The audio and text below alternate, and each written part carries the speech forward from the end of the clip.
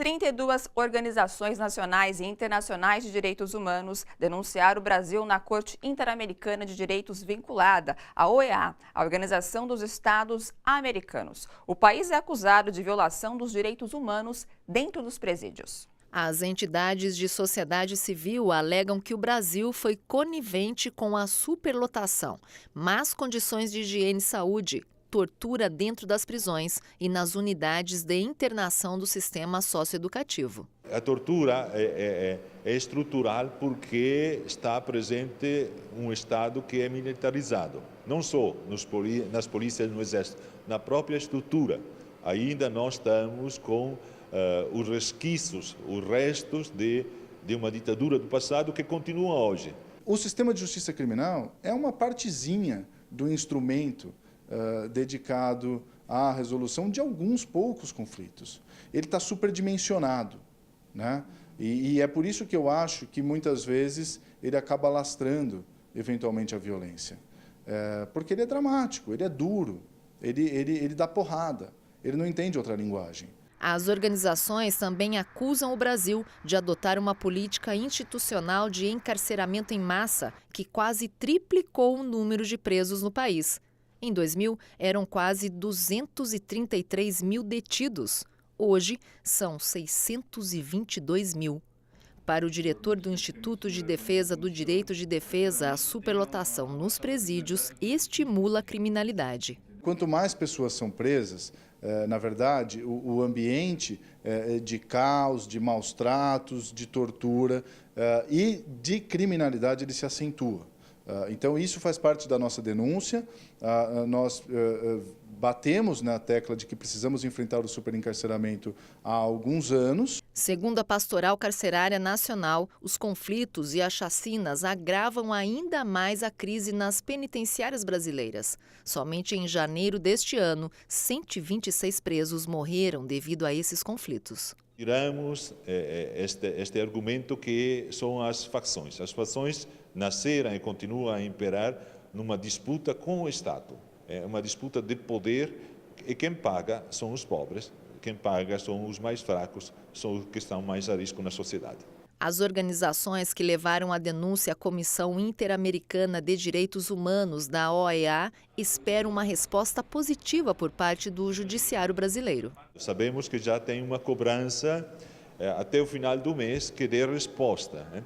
E as respostas não são dadas apenas com documentos. Nós queremos que realmente, sobretudo, o Judiciário, que é o maior responsável do encarceramento, enfrente problemas como a questão da depenalização das drogas, enfrente a questão dos presos provisórios, que são mais de 40%, criando políticas públicas de educação, de lazer, de família, de trabalho, de emprego.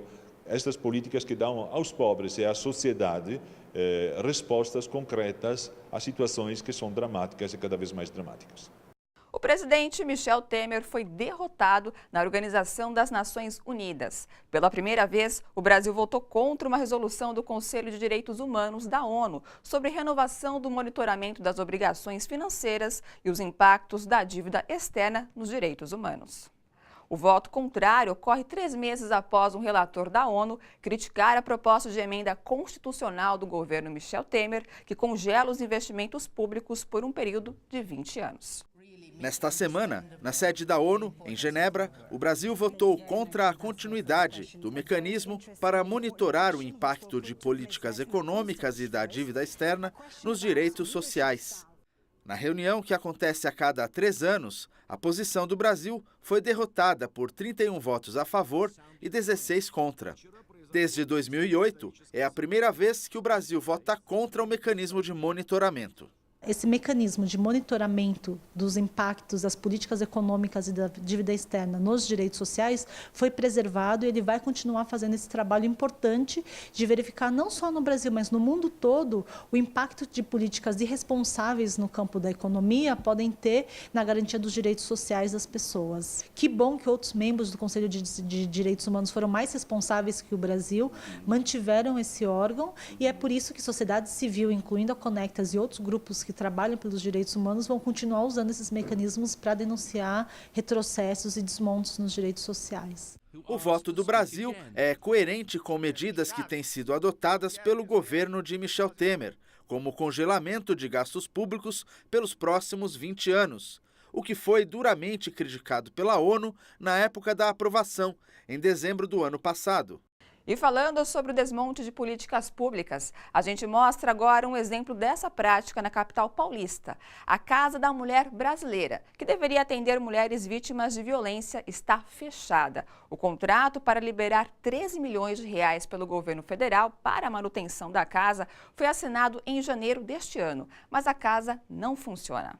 A Casa da Mulher Brasileira faz parte do programa Mulher Viver Sem Violência, desenvolvido pelo governo da ex-presidenta Dilma Rousseff.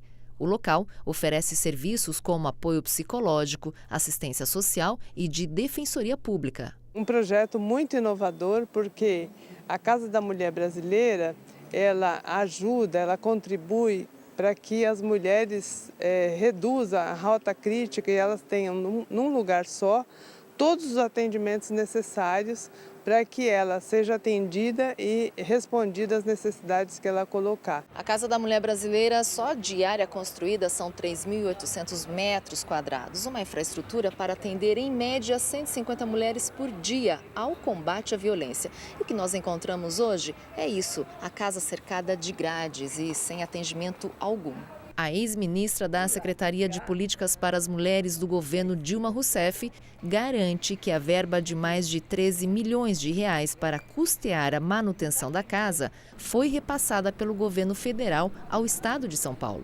Eu saí empenhando os 13 milhões para o custeio daqui e eu quero saber aonde está esse dinheiro.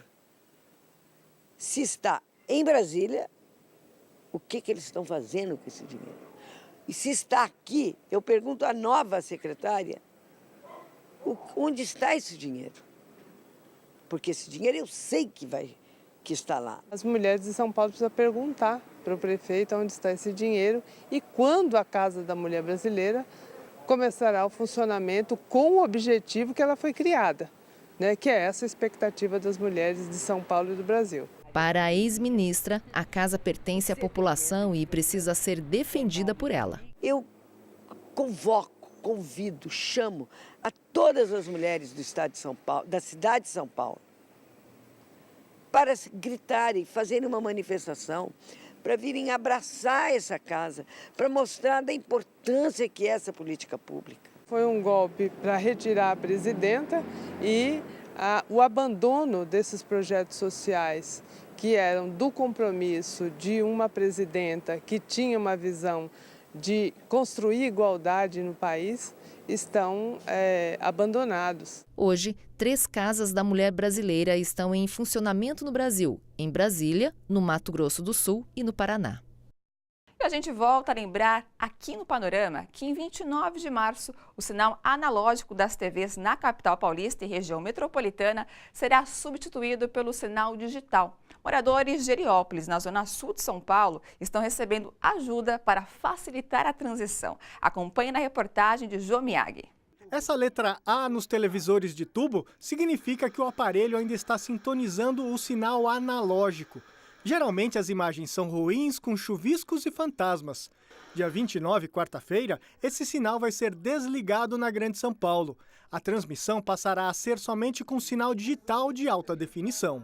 O casal Alexandre e Maria Leda, que moram na região de Heliópolis, na zona sul de São Paulo, se impressionou com a diferença. Um jogo de futebol, por exemplo, você enxerga direitinho o gramado. Então, essa é a diferença que eu vi. A nitidez é muito boa. Sem um conversor, as antigas TVs não vão sintonizar mais nenhum canal. Por isso, a Seja Digital, empresa formada por operadoras de telefonia celular, intensifica a distribuição de kits conversores para famílias de baixa renda. As pessoas que são beneficiárias de programas sociais federais, né, Bolsa Família, Minha Casa Minha Vida, Carteira do Idoso, todo mundo que é beneficiário de algum programa federal tem direito ao recebimento ao kit, gratuitamente. Em Heliópolis, foi realizado o agendamento para a retirada dos kits, formado pelo receptor, controle remoto, antena e cabos. Mesmo depois do dia 29, a distribuição continuará. Nós vamos continuar com agendamentos, com retiradas, né, para poder... A nossa missão é essa, assim. É não deixar ninguém para trás com o desligamento. Também foram realizadas diversas ações para informar sobre o desligamento do sinal analógico. João mostrou aqui pra gente como transforma a TV analógica em TV digital. Na casa da família Bife não vai ter surpresa na quarta-feira. Eles nem vão perceber que o sinal analógico foi desligado, porque já estão conectados ao digital. Maria Leda vai continuar vendo as novelas sem susto e com detalhes. E ficou, né, melhor de assistir, dá mais prazer também, né? Porque ninguém aguentar aquele chuvisco, né? Este foi o Panorama de hoje. Você acompanhou as críticas de especialistas e de representantes de movimentos sociais e sindicais que apontam prejuízos que a terceirização traz para os trabalhadores brasileiros. Na ONU, o voto do presidente Michel Temer foi derrotado e o monitoramento dos impactos da dívida externa nos direitos humanos vai continuar existindo. O Panorama volta na semana que vem com reportagens que você só vê aqui. Até mais!